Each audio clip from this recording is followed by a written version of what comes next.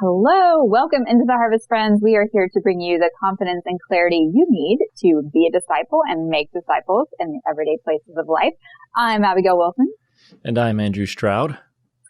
Hey, so today we have some cool stuff on the podcast. It's really off a little, but we're just going to keep rolling. We are going to be talking about Andrew's recent experience of visiting the, what is it called, Andrew? What's the name for it? Yeah, they actually are called We Are Church. That's the name of their church network. Okay, great. The We Are Church network. He was up there this last weekend, and I'm going to basically interview him, pick his brain on what he learned there, what surprised him, just all the nuggets that we can possibly glean here at Into the Harvest. So we're going to get into that in just a minute, but first we have announcements. Yeah, we've been encouraging folks to sign up for our weekly newsletter. It's an email newsletter, and this is something that we do. It's called Harvest Highlights. It's something that we send out every week that we believe is full of content and resources that have been the most inspiring to us or insightful as we seek to live and share our faith in the everyday places of life. We're trying to make those available and just spread the word to those in our community. So if you would like to receive that, then you can go to our website, intotheharvest.org/newsletter.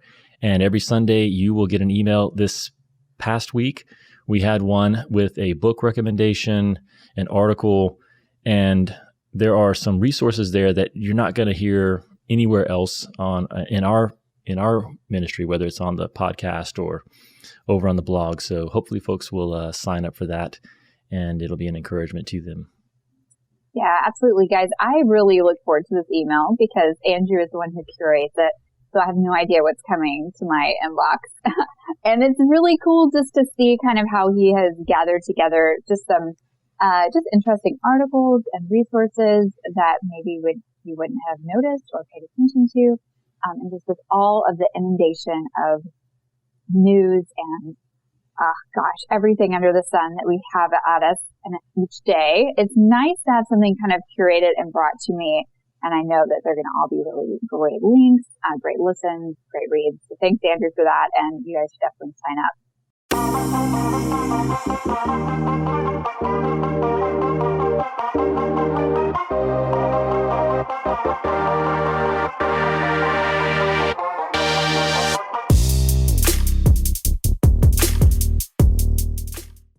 All right. So I am a little off, mostly because my kids are at home for the foreseeable future.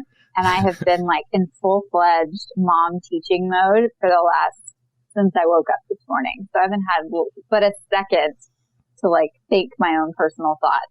So that's probably why I'm a little like flustered.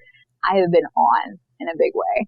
And my kids are very, very scheduled. Well, my oldest one is. And so he has kept us to an intense schedule. 9 a.m., go for a walk. 10 a.m., Bible story, pondering time. 11 a.m., lunch. I mean, it went on and on. It was intense. So, bear with me. Yeah, how are you guys surviving? I mean, obviously, we're recording this on Monday. Yeah. Last week was crazy with everything going on with coronavirus and the news that was coming out. Obviously, lots of shutdowns. Your kids are out of school. My kids are out of school. I was actually up in San Francisco when, everything was kind of unrolling, so to speak, with breaking news. But how has it affected you guys in Texas, Abby? Well, Brett actually was visiting Washington State the week before last when things were pretty crazy in Washington, and they still are. But, he was kind of in the hotbed of the coronavirus. Yeah. I've been reading all the articles since the beginning because I'm like kind of a nerd about pandemics. I think it's really fascinating. So maybe I knew too much. And so I felt like we needed to be serious about this. But it feels like the whole world is now catching up with me on that. So Brett is home from work, not because he was in Washington, but because that's what they decided to do. So he's working from home. My kids are home from school for the foreseeable future. So we're all under one roof. Very exciting times.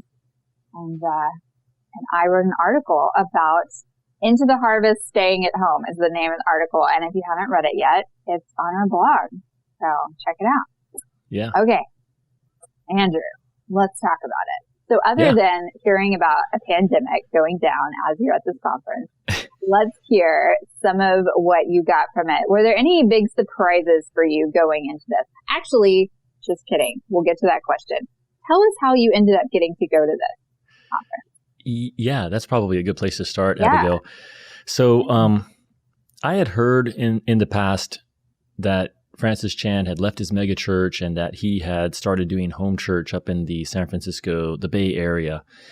But that was really it. I didn't do any research. Other than that, I hadn't heard anything about how it was going or what he was doing specifically. But about 4 months ago here in our local area, I bumped into Shelton, who is a pastor of a traditional local church here in Chula Vista. And I was actually at a coffee shop meeting with one of the young guys that I'm investing in from our church. And so Shelton had noticed us talking about the Bible, and he came over and introduced himself to us. Ended up asking if we were involved in any kind of church here in town. And so explained that we were involved in a house church network. And so he was pretty interested in that. Because their church is very interested in seeing the body of Christ grow in different ways, not just in the traditional model, but house churches as well. And so he told me that Francis Chan has a 4-day intensive up in San Francisco where you can come up and you can actually observe what they're doing, and they take you through 3 days of time in the scriptures, but also out on the streets, just participating in what they're doing there in the Bay Area. So that was the first time that I had heard about this intensive. They call it the We Are Church Intensive. And I'm really grateful for Shelton. I want to say a big thank you to him and to his church, Paseo del Rey, Chula Vista, because Shelton just volunteered to sponsor me so that I could go up there and be a part of the Francis Chan Home Church Network training, and then he ended up coming with me. So that was actually one of the coolest things about it, was just being able to hang out together, because we're really wanting to take whatever we learn, bring it back down here to San Diego and put it into practice. So that's how I found out about it. That's so awesome. And I am also really grateful to him. When I read the book, I immediately wanted to know all the things, and I like to see things in action. I remember talking with my friend Katie, who had also read the book, and she and her husband were like, okay, financially, how can we do this? Pay to do the conference, but then we would also need to fly from Texas up there to where it's located, and then we'd have to pay for babysitters and all that jazz. Right. So it was a lot of money. In the end, we were like, yeah, no. So we are all really grateful, because we're going to totally ask you all the questions. So now we can do that. We can get into what you learned, what you saw, maybe what you were most inspired by. Okay, so back to my original question. What maybe surprised you the most overall from your experience there? I think the biggest thing that surprised me was that there is no silver bullet. And so some of the things that we're experiencing, some of the challenges, but also some of the strengths I see in being church and doing that in a more everyday environment like homes, it presents a unique set of challenges. And also I think there's some strengths that come along with doing that. And in an odd way, it was very encouraging to me that, the Lord was doing some of the same things there in the Bay Area as we've seen him doing down here in Chula Vista and San Diego. And so I don't know if that makes sense, Abigail, but some of the same. No one's got this magic formula. Yeah. There's a reason why the scriptures talk about laboring for the Lord. Mm-hmm. And it is work, and there are challenges to overcome. So I think that was one of the big surprises and an encouragement that it's not easy for anybody, even people that may have a higher profile or that you might think of as, oh, they've probably got the answers. He wrote a book. Surely they've got something figured out that we don't. And definitely there were some things that I learned and I'm taking away from it. We'll get a chance to talk about some of those. But overall, it was just encouraging to see that these were like-minded, like-hearted men and women and families who were experiencing some of the same challenges that we are as they're faithfully wanting to live out and share their faith and be the church in the everyday places there in San Francisco. So what was the structure going in? Like, what were you doing for those 4 days? Yeah, so we actually went up. So the event ran from Sunday through Wednesday. We went up on Saturday night because we wanted to get the full experience. And so on Sunday morning, they actually start off with what they call their pastor's training. And that's every week on Sunday mornings at 7 a.m. They meet with their elders, their pastors, and their pastors in training. And that's really the structure that they have in terms of leadership. They have elders. It's an elder-led network or church network. Then they have pastors who actually help lead or who do lead the churches within that network. And then they have pastors in training who are potentially going to become pastors, but may not. They're simply in development. And so the first thing that we got to observe was how the elders spent time with the pastors and the pastors in training on Sunday mornings. And they were going through, the week that we were there, they were going through systematic theology by Wayne Grudem, which is pretty dense. Now, they don't always just go through theology. They also go through counseling, spiritual formation. So they kind of rotate through different categories of development with their pastors and pastors in training. Then we were assigned a home church, and we went to a Sunday gathering at one of the churches. We ended up going, Shelton and I ended up going to one that was in the downtown San Francisco area. So our church was mostly made up of young professionals in their 20s and 30s. Mostly singles, but several couples, but only one couple that had children. There was one couple that had maybe an 18-month-old. So for us, it was probably a little bit different than some of the other home churches just because of the location that we went to. And then that was really it on Sunday. I think oftentimes they will go out after their Sunday gatherings and they'll do outreach in their neighborhoods and in the city as a church. But our church didn't do that the week that we were there, so we didn't experience that. Then Monday, Tuesday, and Wednesday, it was more with the leadership of We Are Church, spending time in the scriptures and prayer, and just getting a chance to learn from them and ask them questions about how they do what they do, why they do it, how the network started, and how it's developed. The only thing that was a little bit different from that was on Tuesday afternoon, we did go out and do some outreach and some sharing of the gospel, some prayer with people in the Tenderloin neighborhood, which is kind of infamous there in San Francisco. A lot of homelessness, a lot of brokenness. So that was something that we did on Tuesday. Okay, so you were out in the streets. I was crossing off things as you were going through your time with the home church, like, oh, nothing about kids. All right, I'll cross that out. Yeah. So I did get a chance to ask them questions about it, but I didn't get a chance to really observe how they deal with kids. Okay. Well, what did you ask? Let's hear about that. I can't remember the exact question, but I think someone else had asked a question of them is what are some of the biggest challenges that they've seen?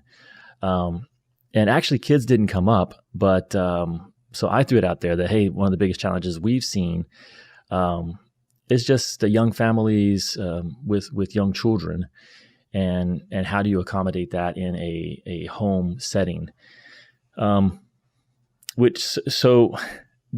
answer that they gave was that they really view church as family, and so if you would do it with your family, then there's no reason why you shouldn't do it with your church family as you're gathering, and if you wouldn't do it, then you probably don't need to do it as a church family. And the way I understood that was, in the traditional church, we'll really outsource our children to nursery or to children's church.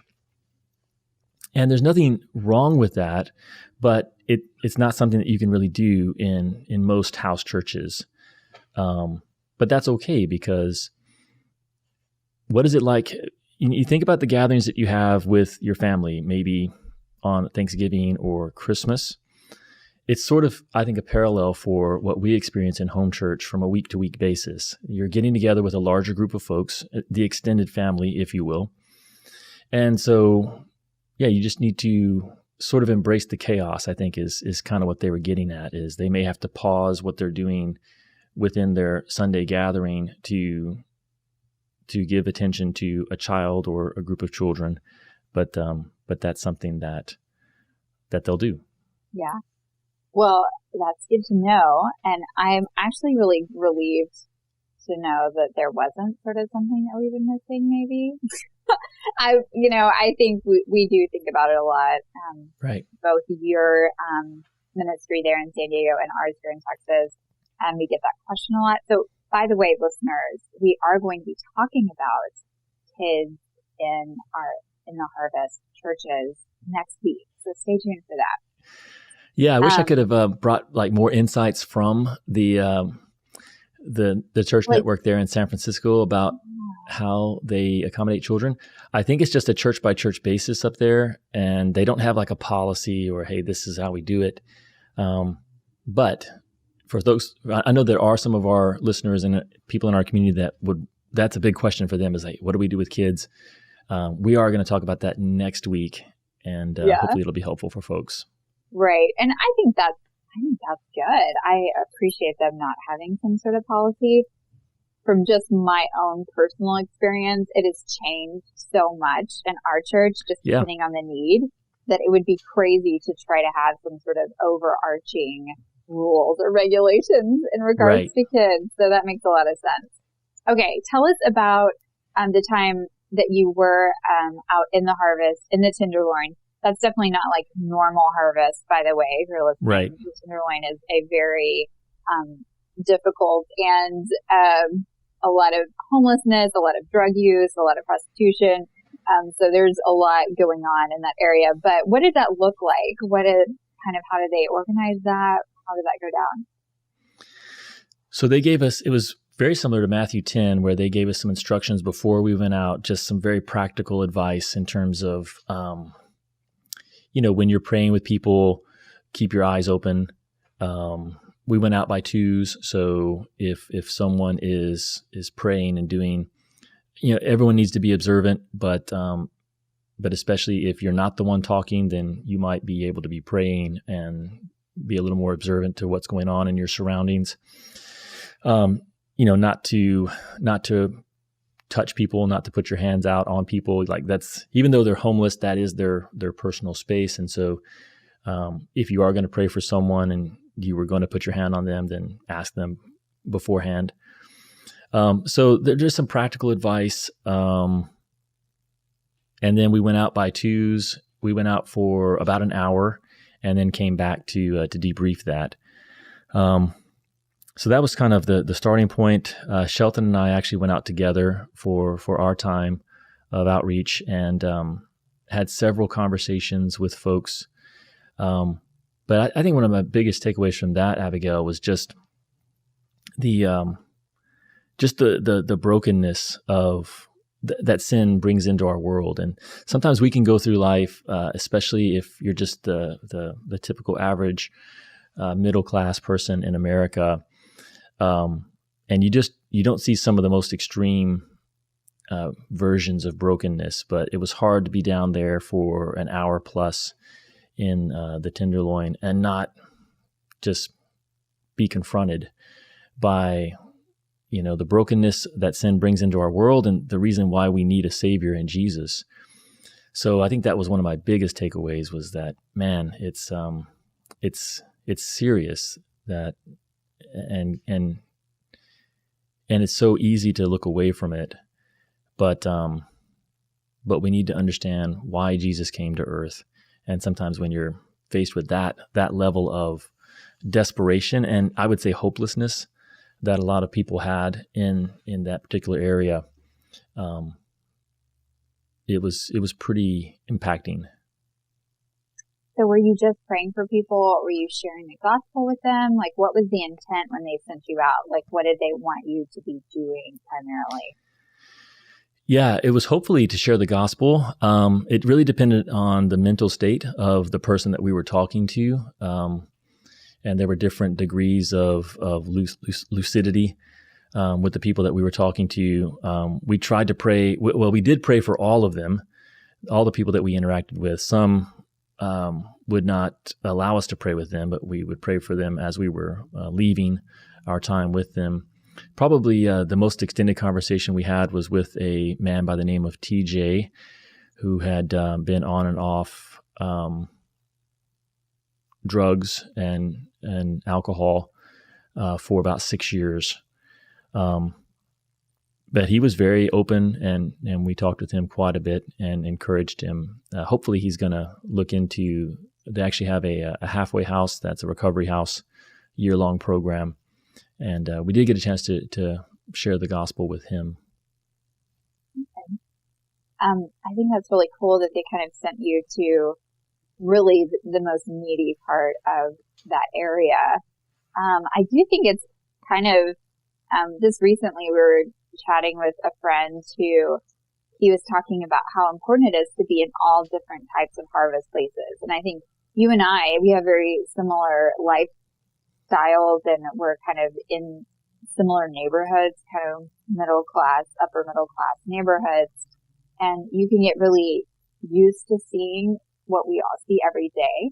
Mm-hmm. And then when you move into either a really difficult area like the Tenderloin, and then and also the other direction, go to like a gated fancy people neighborhood is what I call it. Right. I'm sure that's a really appropriate term for me to use. But anyway, when you go to those really starkly different neighborhoods from your own and you see the spiritual impact that's happening in all of those places and where you're used to, and even can impact the areas that you're used to when you return to them, you start to see them a little more differently. You actually see them maybe like before you're kind of blind to what you're used to. So I think that's a really great opportunity for sure. Okay. Yeah. So let's see what other questions I have. All right. So what is something that you observed and maybe just really admired and wanted to kind of take home as a nugget of wisdom or just encouragement? One thing I admired was they have a very clear set of values, and he actually talks about that in his book, Francis Chan, Letters to the Church. They have 5 values that they try to stay oriented by, and those are devoted worshipers, loving families, equipped disciple makers, spirit-filled missionaries, and suffering sojourners. And so as they try to live out the life of the church, that's what they are really building things around. Does this describe who we are?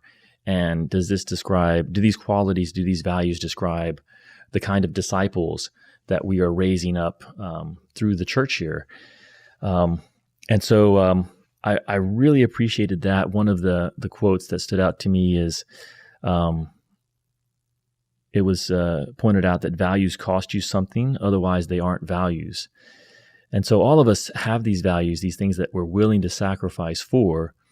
But I really admired that they had taken the time as a leaders group to really process what are the values that we see in Scripture, and how do we want to try to live by those and encourage those, foster those within our local churches here.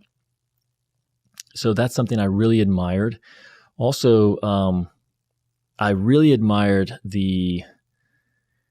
I guess you could say the spirituality, that may be the best word, of the leaders that I interacted with there with We Are Church. In particular, there were 2 that we spent the most time with, Rob and Sean, hoping to have maybe one or both of those on the podcast sometime later this year.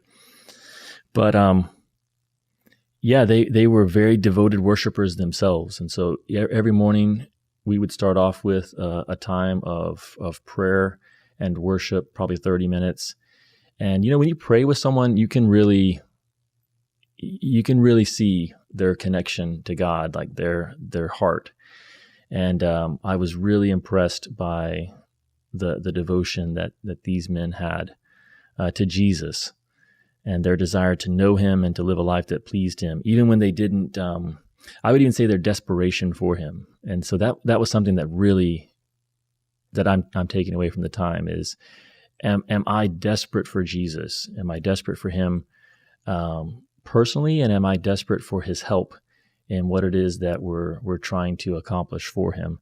And I saw that in their leadership, so that was something that I admired a lot. Man, that's really good. So in the leaders that you saw, I mean, clearly you had kind of leaders you had been put with, but was it like, did you notice a similarity? Were they all different, like ages and backgrounds, or was it kind of similar? Like, what paints a picture of those leaders?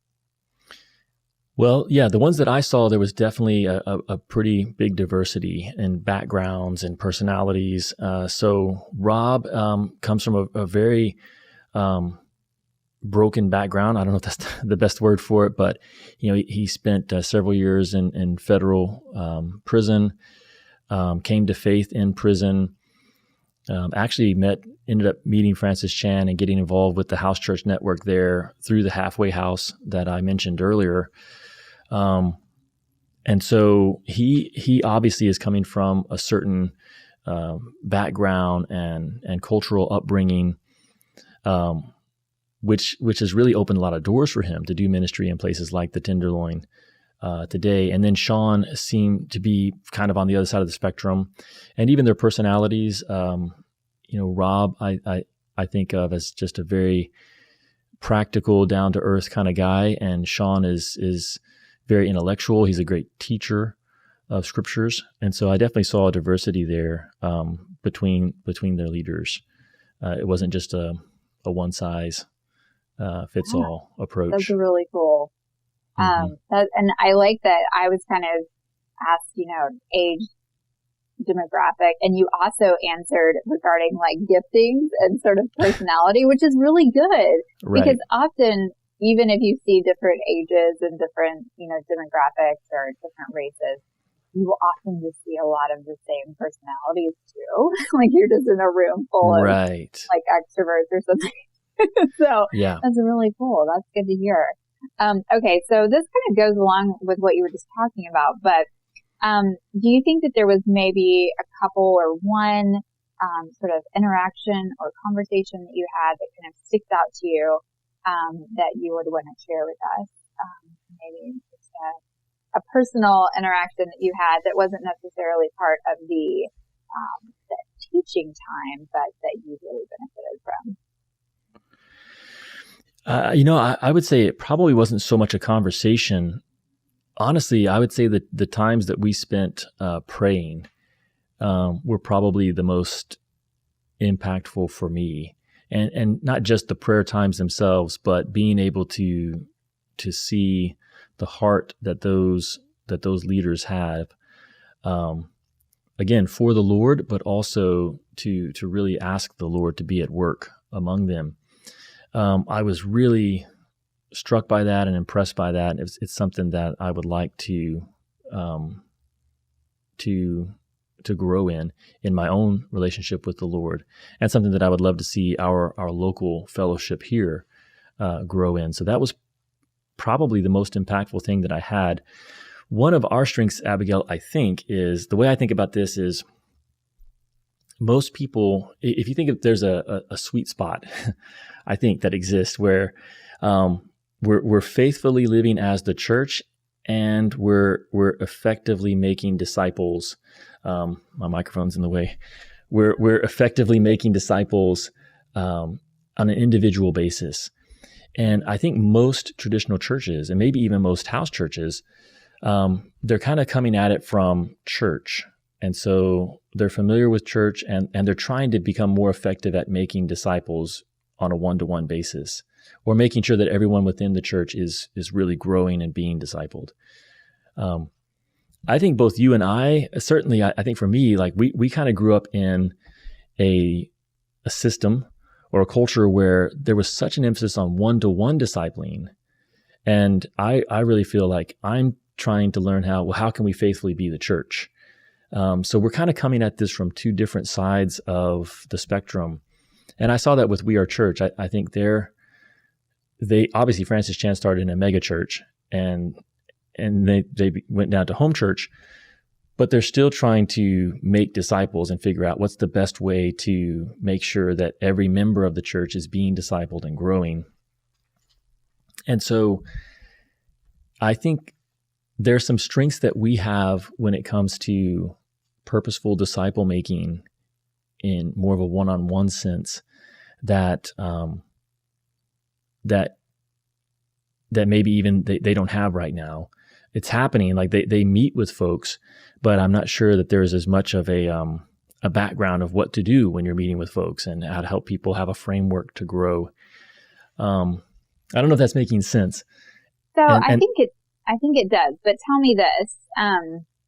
So there was the leaders training and kind of meeting with elders on Sunday morning.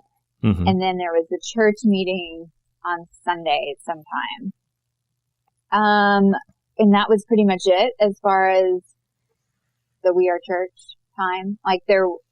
So because to me, what you're saying, you and I, we're very used to having also other times where we're meeting with people. We're like meeting one-on-one, we're meeting as like the women and the men. So we kind of have more discipleship going on throughout the week. So is that what you're talking about there? So they do also have, every church has a Wednesday prayer gathering, which I didn't get to observe because we were flying out that night. But that's my understanding is so you'll have your Sunday morning gathering. Every church will have a Sunday morning gathering. And every leader within that church is having the opportunity to be developed earlier on Sunday morning. And then on Wednesdays, the churches will have prayer gatherings. That's like very traditional church though, because that's like a traditional church. They're like Sunday and Wednesday night. Right. So, yeah. So that's why I say I think they're coming from it, from that perspective. Yeah, wow, but I would say that when they gather, it's very non-traditional. It's even less structured than what we do, because they. So essentially, once they started off with food, which we also do, we love that on Sunday morning, and then they love it. What they do is they actually have every person in the church is encouraged, and I would say even expected to be reading along with the same Bible reading plan. They've got it on their website. So then their time of teaching is very open mic. So anyone who wants to share, what did you learn from the scriptures over the past week? They're encouraged to do that. And it's just an open time of sharing. Well, they actually start first. Sorry, I'm giving details because I think people might be interested in this. Oh, this is really good. I'm actually sad that we're like at the end of our time. Because I'm like, now we're getting into the really good stuff. Yeah. Well, okay, tell us. We're gonna roll along. I'm sorry. Yeah, we can keep going. I'm not going to interrupt Andrew on this one. Okay, right. Tell us the details. So they start with a time of food and fellowship, which might go for 30, 45 minutes. And then as they move more into their time of corporate worship and learning, there was probably a 20 or 30 minute period of time where it was just an open time of prayer and sharing or singing, or if the Lord brought a word or a thought to mind and you could share that, but it was a more of a prayerful time. And then when they finished that, they moved into their time spent specifically in the scriptures. But the way they do it is everyone's been reading throughout the week. That's the expectation. And so that it's an open mic where anyone can share what the Lord taught them during the week from those passages. And they're very comfortable with long silences. They actually teach their pastors that don't step into the silence. So that's one of the hardest things for me. I know everyone's shocked. It's hard for extroverts. As a leader, I've had to grow in this skill, and I'm still not good at it. Yeah. And then after that time of open sharing, they celebrate communion. They observe the Lord's Supper. and then they finish with a song and prayer. So I would how actually say, long- like, How go long ahead. was that time? How long was the time where they were sharing about the word? Was that about a 20-minute period too, or is it shorter? I would say maybe 30 minutes. Okay. All right. So one thing that's different is from start to finish. I think most of their Sunday gatherings are a solid 3 hours. Like we got a ticket because we were parked in a 2-hour zone, and we were there for 3 hours. So, yeah, it's kind of wild. In San Francisco, we got 2 tickets while we were there. Parking is if you go to San Francisco, Uber. Do not get a rental car. We got tickets when we were there too. It's a thing. Yeah, I mean, you can shoot up on the street in the sight of police officers, but do not dare park in a non-parking zone, or you will. We all have priorities. Is all I'm saying. It was pretty wild. So yeah, it's a pretty extended time of spending, but I would say that their gatherings are actually much less structured in a sense than what we're doing, Abigail. And I don't know exactly how you guys are doing your Sunday gatherings, but both pastors that were there, because they have 2 pastors per church, both pastors who were there, they both shared something from the reading, but it was, maybe 3 minutes, and it was a pretty basic thought. It wasn't a sermon. It wasn't a teaching per se. Wow. And how long do your times go when you guys meet? So for us, we also start off with breakfast, kind of a breakfast brunch meal. Everyone's encouraged to bring something. We start at 10 a.m. on Sunday mornings, but it's kind of a soft start. People are still showing up at 10:30, and that's fine. We usually start eating around 10:20. And so from 10:20 to around 11-ish, we're just talking, hanging out, catching up from the week, eating breakfast. And then at 11, we transition to what we call share in prayer. And that is more of an open mic. We really consider that to be our time of worship in a sense that we're giving praise to God for the things that we've seen him do over the past week. And that's really what praise is. Praise is taking the time to see where God has been at work and then declaring that publicly or among the saints. You can do that with music, or you can just do that by speaking words. And then we have a time of praying together to thank God for how he's been at work and to pray for the needs that we have within our fellowship or that we see in the world around us. And that typically goes from 11 to 11:30, that time of share and prayer. And then we spend time in the scriptures together. We just finished the book of Luke, the Gospel of Luke, this past week. Typically, we'll do about half a chapter each week, but we read through it together as a church. We do have a discussion leader, and so someone has spent time during the week reading ahead and thinking through what are the a more mature believer has spent time during the week reading the passage and thinking through what are the important truths that we need to draw out from this. So it's a little bit more of a hybrid because it's open. Anyone can share what they observed from the text, but you have a discussion leader who's going to make sure that certain things are covered, certain questions are asked. And then we wrap up. Sometimes we do the Lord's Supper on the last Sunday of every month. And so that's a pretty typical Sunday gathering for us. Yeah. Man, and you even have like break off times, like at 11:30 you do this. I was just thinking, we start at 5 and then I know that it's usually around 8 or 8:30 that people are leaving my house. So a whole bunch happens between that beginning. But it's definitely at least 3.5 hours, I would say, just in general. Right. I think that can scare people when you tell them that. So I tend to just not share how long it's going to be. It's really rude. But I'm just like, show up at 5. Like, just block out your whole evening for us.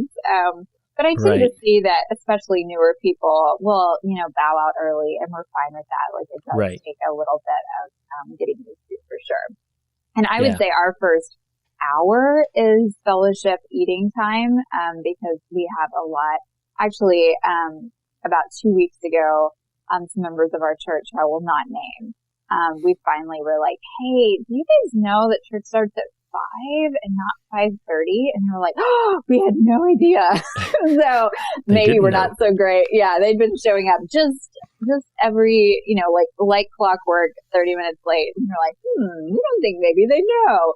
So we're clearly not great on our communication skills.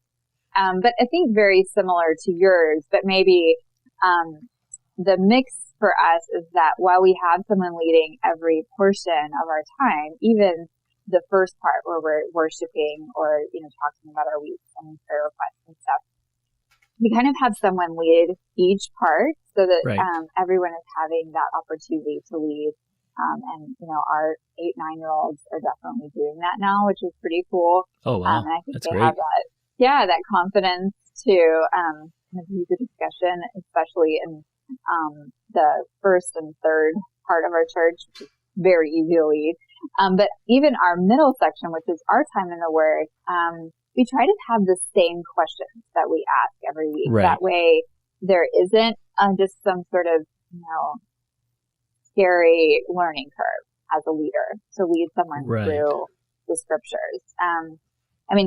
I agree with what you're saying about like there being a maturity to that leadership there. And I think we really lean on and benefit from those in our church who are a little bit further along and have more insights. I mean, gosh, we're constantly looking over at Chuck Wood, like, what do you know? Because he knows everything. So, and he's always really nice to like not tell us that we're idiots all the time, which was great. So, we are really benefit from having such a diverse group in the sense of maturity and how long we've been believers, and it's all over the spectrum. But I think that even the youngest believers, literally youngest, can still lead that portion, and I appreciate that because I hope in that regard we can be something that can be easily modeled wherever, and so anyone who's in our churches can hopefully see that and think, I can do this. If I have to move and no longer be part of the Wilson's church or the Strouds' church, that we can make this happen somewhere else. And it sounds like that's a little bit what they're doing. In fact, there's maybe even less structure than ours, and so maybe even more reproducible for all we know. Right. Yeah, I don't know. That's where it's kind of hard because I think when you're just getting started, you need it to be simple. In my view, you need it to be simple, but you also can really benefit from a simple framework. So I always talk about having a framework and a script. When you're just getting started, to have that framework like you guys do, the 3/3. We do the share in prayer and then the time in the scriptures.